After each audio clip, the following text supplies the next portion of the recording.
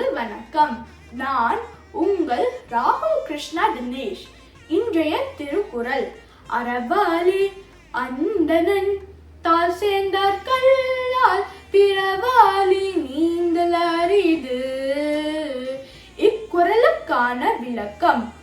அறக்கடலாக விளங்கும் இறைவனின் திருவடிகளை அடைந்தவர்களால் மட்டுமே பிறவி பெருங்கடலை கடக்க முடியும். மற்றவர்களால் அதை கடப்பது மிகவும் கடினம்.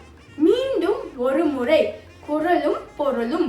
அறவாளி அந்தணன் தாள் சேர்ந்தார் கல்லால் பிறவாளி நீந்தல் அரிது.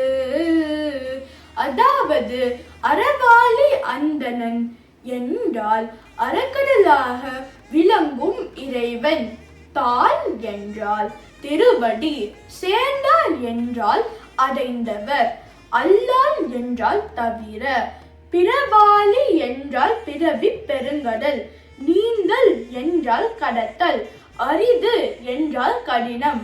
ஆகவே எல்லாரும் இறைவனின் திருவடிகளை வணங்க வேண்டும். நன்றி, வணக்கம்.